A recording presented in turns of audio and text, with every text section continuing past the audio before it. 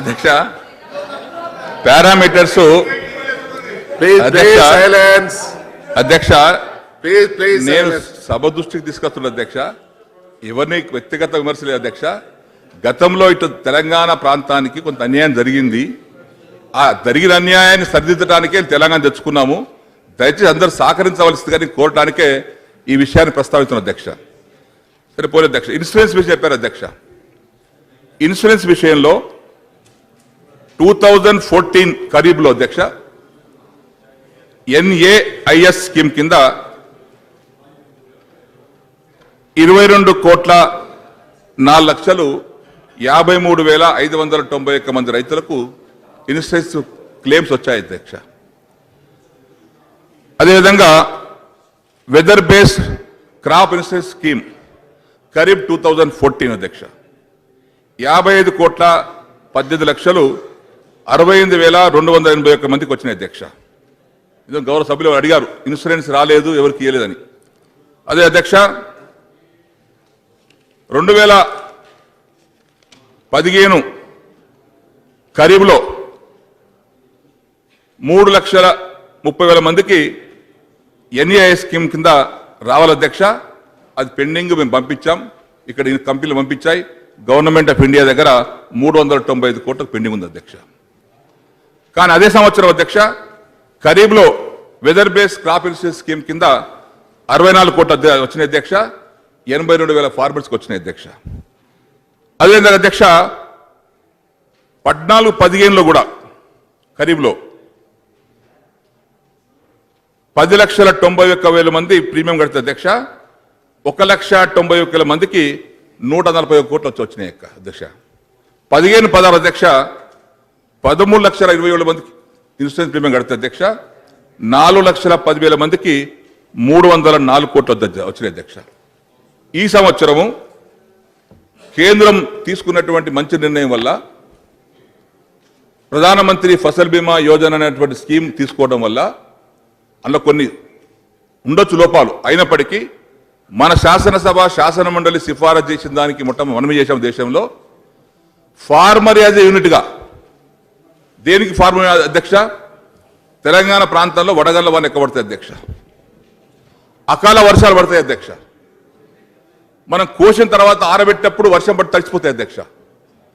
ఈ 3 కాంపోనెంట్లకు అంటే వడగళ్ల వాన పడ్డ వారికి కానీ వడగళ్ల వాన పడ్డ పంట నష్టపోయిన వారికి కానీ నీళ్ళలో మునిగినటువంటి పంట నష్టపరిహారం కానీ కోసి పెట్టిన తర్వాత ధాన్యం ఆరబోస్తుంటే తడిసిపోయిన దానికి కానీ ఫార్మర్ యూనిట్గా దేశంలోనే మొట్టమొదటిసారిగా ఫార్మర్ యూనిట్ తీసుకునే సంవత్సరం ఈ ఫసల్ బీమా ప్రధానమంత్రి ఫసల్ బీమా యోజన కింద ఇది తీసుకోవడం జరిగింది అధ్యక్ష. First time in the country. అదే స్కీమ్ కింద అధ్యక్ష నేను మొన్న మాట్లాడుతుంటే పెద్దలు కొంత మిస్అండర్స్టాండింగ్ చేసుకున్నారు. ఫసల్ బీమా యోజనను నేను వెల్కమ్ చేస్తున్నాను నేను. ఎందుకంటే గతంలో ఉన్న దానికంటే ఇది మెరుగైంది కొద్దిగా. ఫసల్ బీమా యోజన కింద ప్రధానమంత్రి ఫసల్ బీమా యోజన కింద కొంత అక్కడక్కడ కొన్ని లోపాలను అధ్యక్ష దాన్ని కూడా సవరించుకుంటే ఇంకా రైతు మేలు జరుగుతుంది అధ్యక్ష. నేను స్కీమ్ మంచిది అంటలేను, స్కీమ్ బెస్ట్ స్కీమ్ అది. ఎందుకంటే అందులో యూనిఫైడ్ ప్యాకేజ్ ఇన్సూరెన్స్ స్కీమ్ ఉంది అధ్యక్ష. దాని కింద అయితే రైతుకి ఆకస్మికంగా చనిపోతే పైసలు వస్తాయి అధ్యక్ష ప్రీమియం కడితే. ఇది తెలవాలి అధ్యక్ష అందరికీ. ఎందుకంటే సభ కాబట్టి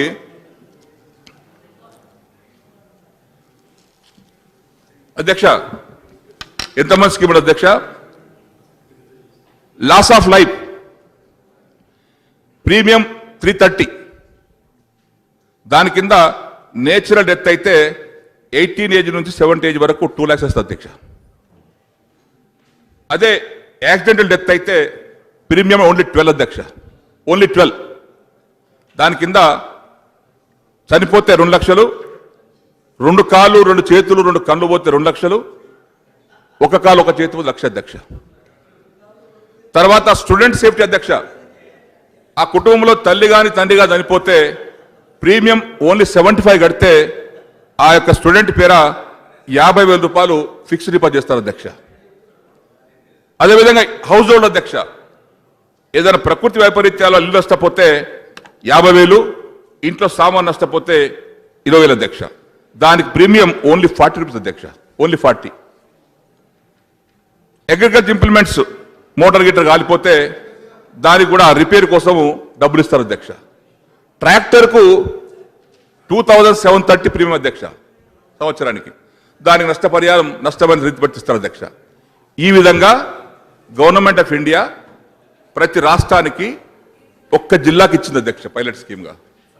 అది స్వంత జిల్లా కాబట్టి నిజామాబాద్ ఇచ్చుకున్నాను అధ్యక్ష. ఇది అంతటా విస్తరించారు అధ్యక్ష. ఇది పైలట్ స్కీమ్ సక్సెస్ అయింది కాబట్టి ఇప్పటికీ నిజామాబాద్ జిల్లాలో 80,000 ఫార్మర్స్ ఇందులో ఇన్వాల్వ్ అయ్యారు అధ్యక్ష ఈ స్కీమ్ కింద. అదేవిధంగా అధ్యక్ష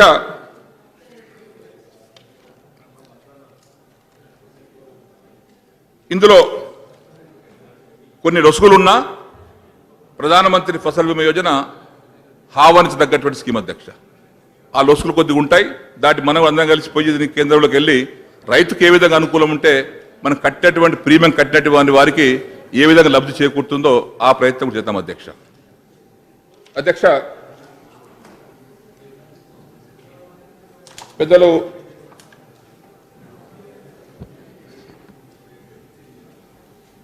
పశుక్రాంతి గురించి మాట్లాడారు అధ్యక్ష. వాస్తవంగా అధ్యక్ష మంచి ఉద్దేశమే, కానీ పశుక్రాంతి వల్ల హర్యానా గుజరాత్కి వెళ్ళే గేదెలు తేవాలి అధ్యక్ష, మన రాష్ట్రంలో కాదు. అక్కడికి వెళ్తే అధ్యక్ష మా ఊర్ల నుంచి పక్క ఊరి నుంచి పోయిన అధ్యక్ష బ్రోకర్లు కలిసి అరే పలానా దగ్గర నుంచి లోగా ఆగాయి కైసా లూట్నా అని చెప్పేసి అక్కడ బ్రోకర్లు కలిసి 50,000 విలువ ఉన్నటువంటి గేదెను 80,000 90,000 అమ్మించారు అధ్యక్ష. ఇక్కడ తీసుకొచ్చిన తర్వాత అక్కడ 5 లీటర్లు ఇక్కడ 1 లీటర్ కూడా దిక్కులేదు అధ్యక్ష. ఆ విధంగా పశుక్రాంతి పథకంలో ఉన్నటువంటి లోపాలను సవరించకుండా ఆ స్కీమ్ సక్సెస్ చేస్తే కాదు అధ్యక్ష. కానీ టీఆర్ఎస్ ప్రభుత్వం వచ్చిన తర్వాత అదే మహిళలకు శ్రీనిధి ద్వారా 50,000 రూపాయల చెక్కు ఆడబిడ్డ చేతిలో పెట్టి నువ్వు ఇష్టం వచ్చిన అంగళ్లకు గేదె మాత్రం కొనుక్కొచ్చుకోవాలి, భర్తను తీసుకెళ్తావా, అన్నం తీసుకెళ్తావా, తమ్ముని తీసుకెళ్తావా, మా బ్రోకర్ ఎవరుండరు, మా అధికారి ఎవరుండరు, నీకు ఇష్టం వచ్చిన బజార్కి వెళ్ళి అంగడికి వెళ్ళి నీ ఇష్టం వచ్చిన గేదె తీసుకోమని వారి స్వేచ్ఛ ఇస్తాం అధ్యక్ష శ్రీనిధి కింద. కాబట్టి ఆ స్కీమ్లో లోపాలు ఉన్నాయి కాబట్టి ఎవరు ఇష్టపడకపోతే దీన్ని మార్చాం అధ్యక్ష. అదే అధ్యక్ష బ్యాంకుల గురించి చెప్పారు అధ్యక్ష పెద్దలు ఉత్తమ్ కుమార్ రెడ్డి గారు.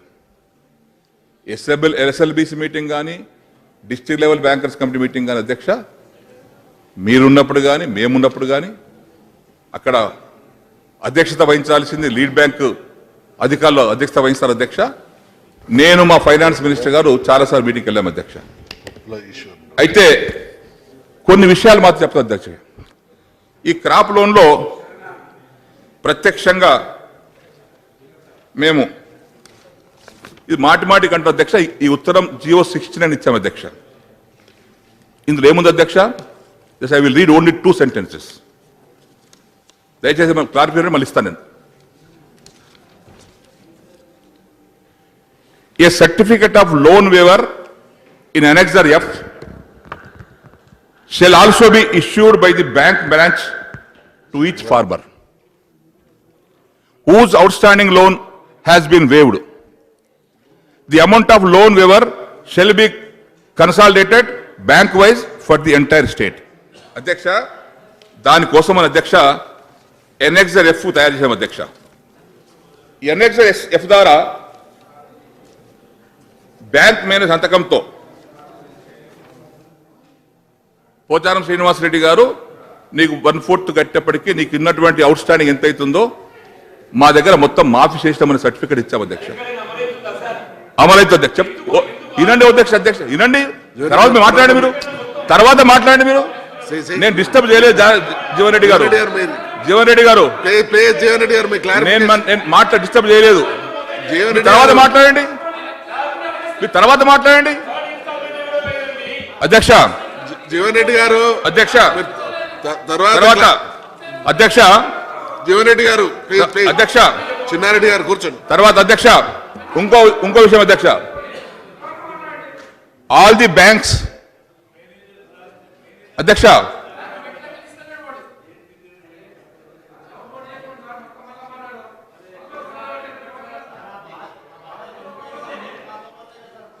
అధ్యక్ష ఇంకో పదం అధ్యక్ష, మేము కేబినెట్ సబ్ కమిటీలో నిర్ణయం తీసుకొని గౌరవ ముఖ్యమంత్రి గారి అనుమతితో 4 ఇన్స్టాల్ మారిన తర్వాత అధ్యక్ష, బ్యాంకర్స్తో ఏం అగ్రిమెంట్ అధ్యక్ష అంటే, ఏదైతే 1 కిస్తు కట్టినా 2 కిస్తులు కట్టినా మిగిలిన బ్యాంకు ఆ లోను రైతుకు సంబంధం లేదు, ఆ మిగిలిన బాకీ ప్రభుత్వమే కడుతుంది, రైతుకు మీరు లోన్ ఫ్రీ చేయండి అని చెప్పేసి కూడా చెప్పి ఈ జీవోలు ఇచ్చాం అధ్యక్ష. ఇది నేను ఇచ్చిన గవర్నమెంట్ జీవో అధ్యక్ష.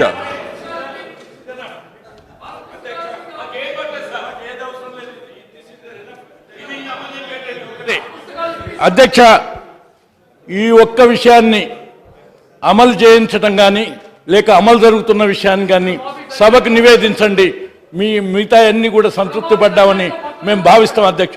లేకుంటే ఇంకా ఈ విషయాన్ని క్లారిఫై కాకుండా సభ ముందుకు సాగదు అధ్యక్ష. వెయిట్, ఈ విషయం క్లారిఫై కాకుండా సభ ముందుకు సాగటానికి వీల్లేదు అధ్యక్ష. దట్స్ ఆల్ అధ్యక్ష. అధ్యక్ష, ఈ జీవోల అధ్యక్ష అధ్యక్ష నేను ముందే చెప్పాను అధ్యక్ష, ఎస్ఎల్బిసి మీటింగ్ లో మేము మీటింగ్ చెప్పి బ్యాంకులకు కరెక్ట్ గా దీన్ని అమలు చేయమని చెప్పాము అధ్యక్ష. అయితే అయితే అయితే అధ్యక్ష చెప్పనివ్వండి, చిన్నారెడ్డి గారు చెప్పనివ్వండి. Liability will be taken over by the state government. అంటే ఎంత బాకీ ఉన్నా అది రాష్ట్ర ప్రభుత్వం బాకీ తప్పితే రైతుల బాకీ అని చెప్పాము అధ్యక్ష. దాన్ని దృష్టిలో పెట్టుకోరు అధ్యక్ష. అక్కడక్కడ పెద్దలు జానారెడ్డి గారు చెప్పినటువంటి దాంట్లో కొన్ని బ్యాంకులు కొన్ని జిల్లాలలో ఒప్పుకుంటాం అధ్యక్ష. కొన్ని బ్యాంకులు వాస్తవం ఒప్పుకోవాలి అధ్యక్ష. కొన్ని బ్యాంకులు కొన్ని జిల్లాలలో రైతులకు ఇబ్బంది పెట్టి వడ్డీతో సహా వసూలు చేసిన అధ్యక్ష కొంత, మళ్ళా కొన్ని బ్యాంకుల ద్వారా వసూలు చేసిన వడ్డీని వాపసు ఇప్పించాము అధ్యక్ష. ఇప్పటి కూడా ఎక్కడైనా ఇంకా వడ్డీ ఒకవేళ చేసేటట్టుంటే రైతుల దగ్గర నుంచి అది బ్యాంకర్స్ మీటింగ్ నిర్ణయం అధ్యక్ష, వాపసు ఇప్పిస్తా చెప్పాము అధ్యక్ష. అయినప్పటికీ పెద్దలు జానారెడ్డి గారు చెప్పినటువంటి దాంట్లో కొన్ని జిల్లాల్లో ఈ విధంగా కొంత ఇబ్బంది జరిగిన మాట వాస్తవమే, దాన్ని ఒప్పుకుంటాం అధ్యక్ష. కానీ గవర్నమెంట్ ఇచ్చినటువంటి హామీ ఇది అధ్యక్ష. ఈ విధంగా గవర్నమెంట్ హామీ ఇచ్చింది అధ్యక్ష. ఇప్పుడు ఉన్నటువంటి 4,000 కోట్లైనా అది రైతుల బాకీ కాదు అధ్యక్ష, గవర్నమెంట్ బాకీ అధ్యక్ష.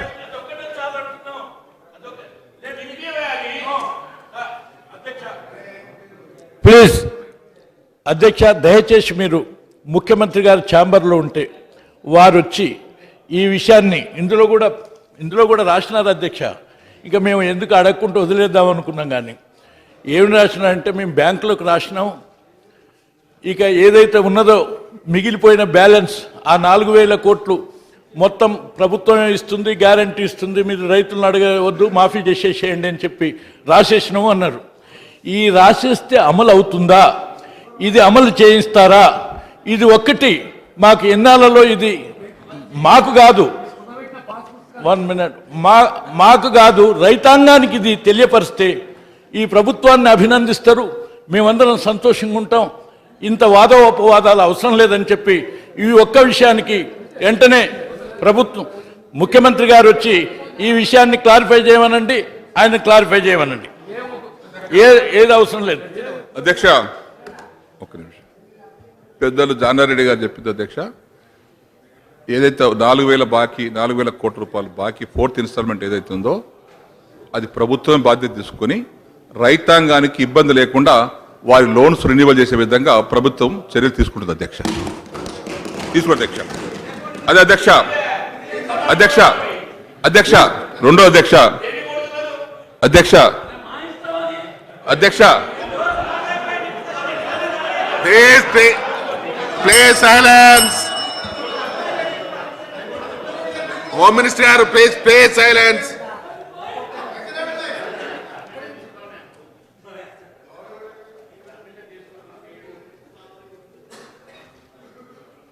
మినిస్టర్ గారు. అధ్యక్ష,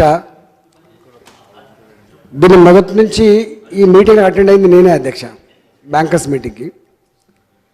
నాకు తెలిసి గౌరవ వ్యవసాయ శాఖ మంత్రి వర్యులు ఒక 50 టైమ్స్ అని గొడవపడవచ్చు ఈ రైతుల రుణాల మీద బ్యాంకర్స్ తోటి, మా డిపార్ట్మెంట్తో కూడా గొడవపడ్డ మాట వాస్తవం అధ్యక్ష.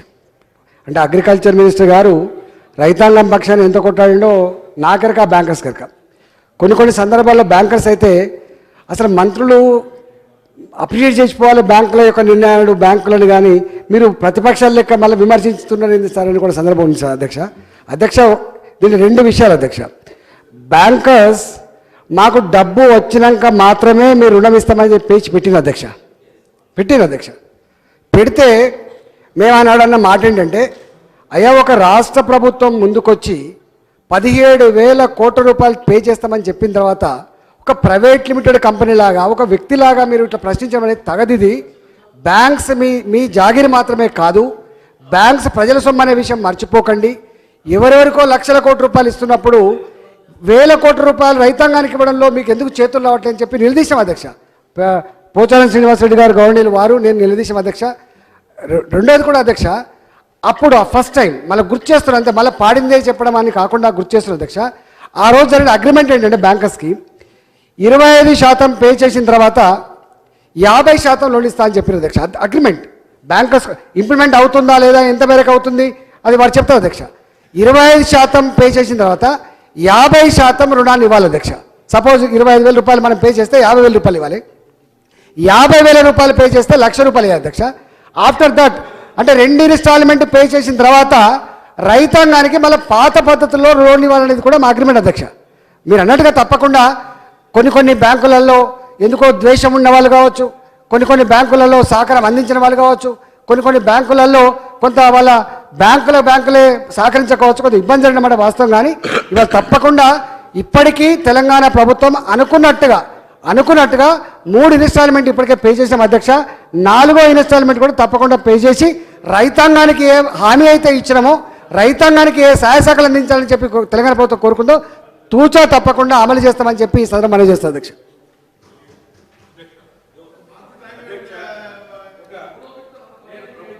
మంచి సూచన ఇస్తున్నాను, ఒక ప్రశ్న ఇస్తున్నాను అధ్యక్ష. ఈ విధంగా మన ఇద్దరి మధ్యలో సమాధానాలు జవాబులు లేవు దీనికి అధ్యక్ష. నిజంగా ఎవరైనా సరే ఈ సభలో ఏమన్నా చెప్తారో చెప్పరో కానీ బయట ఉన్నటువంటి మేధావులైనా అర్థం చేసుకోవాలి. ఈ బ్యాంకర్స్ తోటి మీరు పెట్టేటువంటి సమావేశం ఒకవేళ ప్రభుత్వానికి బాకీ తీసుకొని కానీ గ్యారంటీ ఇచ్చి కానీ ఏదో రకంగా రైతులకు మాఫీ త్వరగా పూర్తి చేయాలనేటువంటి ఆవేదన ఉన్నదాన్ని మేము అర్థం చేసుకుంటున్నాం.